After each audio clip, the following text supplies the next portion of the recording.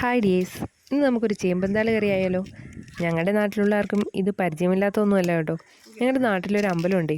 ആ അമ്പലത്തിൽ കർക്കിടക വാവിന് പ്രസാദമായിട്ട് നൽകുന്നത് ഈ ചേമ്പന്താള് കറിയാണ്. ഫ്രീ ആയിട്ടാണ് കേട്ടോ കൊടുക്കുന്നത്. ഈ ചേമ്പന്താള് കറിയും അവിടുത്തെ വെള്ളച്ചോറും ചേർത്ത് കഴിക്കാൻ നല്ല ടേസ്റ്റാണ്. എന്തോ ഒരാളാണെന്നറിയാവോ അത് വാങ്ങിക്കാൻ വരുന്നത്. അങ്ങനെ നമ്മൾ ചേമ്പന്താളൊക്കെ പറിച്ചെടുത്തിട്ടുണ്ട്. അതിനെ വൃത്തിയാക്കി നല്ലപോലെ കഴുകിയിട്ട് നീളത്തിൽ അരിഞ്ഞെടുക്കണം. എന്നിട്ട് കുറച്ച് ഉള്ളിയും പച്ചമുളകും കുറച്ച് വെള്ളവും ഉപ്പും മഞ്ഞളും ഒക്കെ ഇട്ട് കുക്കറിലിട്ട് 2 വിസിലടിക്കുമ്പോഴേക്കും താള് വെന്തിരിക്കും.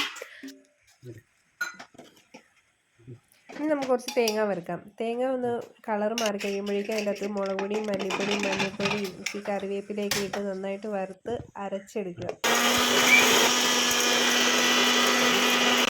അരപ്പ് നമുക്ക് ചേമ്പന്താളിലേക്ക് ഒഴിച്ച് ഒന്ന് തിളപ്പിച്ച് ഇച്ചിരി വാളംപുളിയും കൂടെ ഒഴിച്ച് കടുകും പൊട്ടിച്ചതാ ചോറിൻ്റെ പുറത്തോട്ട് ഒഴിച്ച് അത് മാത്രം മതി കഴിക്കാൻ. ഓക്കെ, അടുത്ത വീഡിയോയിൽ കാണാം. Rojas nostalgia.